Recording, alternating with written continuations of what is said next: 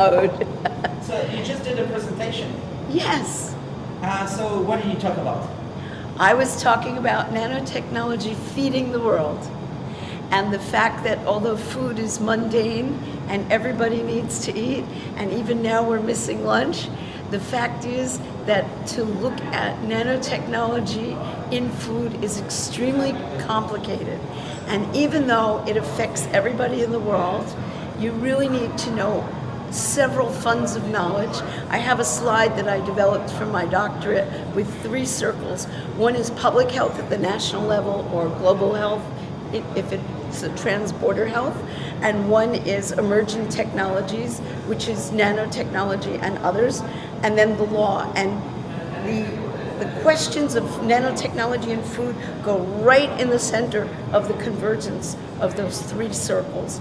So in a way, it's a perfect case study for why we need interdisciplinary training, why we need people who are very, very good in their silo, but also able to leave their comfort zone and come to look at somebody else's profession, not just with respect and curiosity, but with enough knowledge to really know when that person is saying something valuable or when it's misguided or influenced by some perspective that may or may not be good. And we really need people that know a great deal beyond their own discipline in order to deal with these questions. And what were the questions that came after the presentation? Well, Timios asked about, first of all, whether the food we make at home is really governed by these laws. And it's an interesting question because I had said food your grandmother cooks, and he wanted to correct me that grandfathers and fathers cook also. And I was concerned about the gender-neutral nature of the food preparation, because I said, well, it's true, lots of men do prepare food. The fact is that it's still overwhelmingly, the model is a female model, and the laws were at counterpoise. There's an embedded sexism, that the laws were at counterpoise. The laws were designed to promote industrial food and commercial food, and therefore the food at home doesn't always fit the definition of food under law. And there's a lot of literature in the legal world around whether things are really food. It can be consumed by humans and not be food under law. And of course, under religious law, the easy example is pork. There are lots of religions that say if you eat pork, it's not really food. And it's wrong for a variety of reasons. So the first problem was that to jump in there and say, yes, men prepare food too, kind of understates the embedded sexism that the law was really in opposition to what women were doing at home. And then the second thing is that COVID-19 really changed the whole paradigm. As we talked about yesterday in medical devices, you have in the Food and Drug Administration in the United States of America a 120-year-old regulatory apparatus. And the nanostructures in food really challenge the core values about food safety and what is food. These values are the same values the legislature's worried about over a century ago. But in fact, the way we distribute food changed. We have 3D printed food. We have rapid pickup of ready-made food because people weren't allowed to eat in a restaurant, and the restaurant was closed, and they weren't allowed to stay outside of their house more than an hour. So they ran to the restaurant for pre-ordered food and scooped it up and brought it home. And a whole delivery industry grew up to bring people that food. But guess what? That means that the regulatory apparatus doesn't apply the way we thought. And the question that we'll have there is whether we want a new regulatory apparatus, whether we want to resurrect parts of it, or whether there's some synthesis. These are hard policy choices. These are not stuff that you just... And then he had a technical question about titanium dioxide, because I had mentioned it in my talk, and I said that this is exactly an example of where we need multidisciplinary teams who really have more than a cursory understanding of the parallel professions. were people eager also because it's lunchtime? I think so. And I think that helps. But I think that's true. I think that means it's important. People are hungry for more. I hope so. I hope so. How important is law and nanotechnology? It's very important. Oh, that was the other thing he asked about. He asked about nanoplastics in food. And that's a very controversial area scientifically, because there are some plastics that are used to enhance and make bulk and stuff. I don't understand the technical side. And then there are some that what the European Food Safety Authority calls contact transmission. So maybe you have a countertop with nano silver and some of it migrates into the food while you're in the food factory making canned beets. And at the same time, there's contact from the packaging itself, and maybe some of the carbon nanotubes make their way into the food. And what do those things do in the body? We don't know. But what we do know is there is law about what you can and can't do with food, that if there's enough of something bad, it becomes what's called adulteration under law, and then either it has to be repaired or it's not food anymore. So there is law. He was saying we don't have the law yet. No, we don't have the science yet. We do have the law. We don't have enough science knowledge to know whether it fits in the category of, okay, don't worry about it, the generally recognized as safe in the Food and Drug Administration of the United States, or it's really severe and important, the European Food Safety Authority wants to ban it, or maybe somewhere in between. There may be a middle ground, but we need to develop a paradigm for that. But there is law for each of those categories. So we were talking about that, and that's where nanotechnology is. And as I pointed out twice in my talk, because I wanted to be very clear about this, that even if you don't agree there's a human right to health, even if you don't agree that there's some right to food, and even if you think food security ought not be an important issue for one reason or another, every country in the world regulates food. They regulate food quality, they regulate food transport, they regulate inspection, whether it's in restaurants or hospital cafeterias or something, and they regulate it for trade. They regulate certain foods are allowed in and certain foods are not allowed in, and certain foods are for export and certain foods are contained at home and not allowed for export.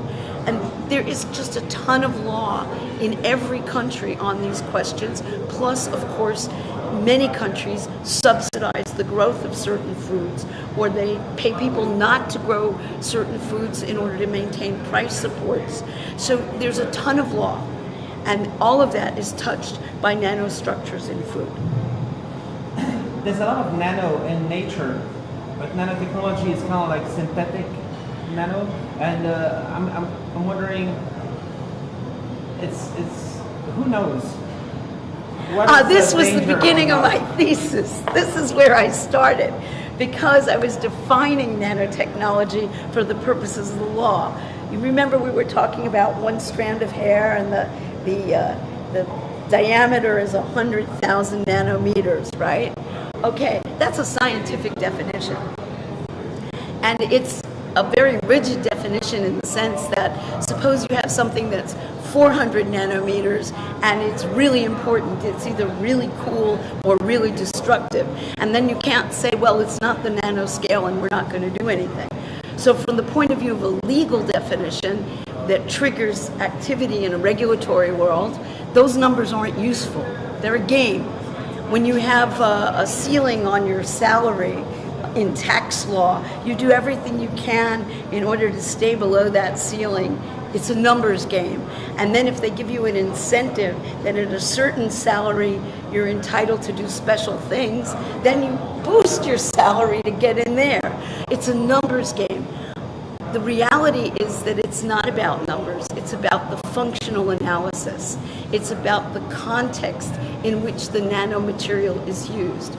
And early on in the definition, there was an effort first to exclude natural scale materials such as volcanic ash, some types of sand, from any of these discussions.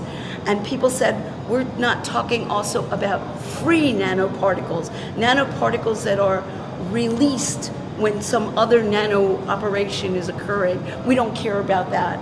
And then people started studying what they called accidental nanomaterial release. The easy example is brake linings in cars have asbestos. And when the brake lining is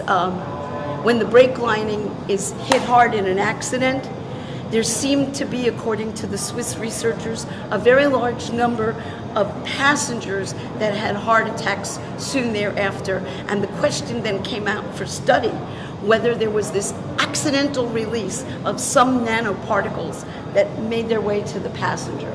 Health problem. If you're looking at whether titanium dioxide is causing problems at the nanoscale, the origin plays a role in your prevention strategy.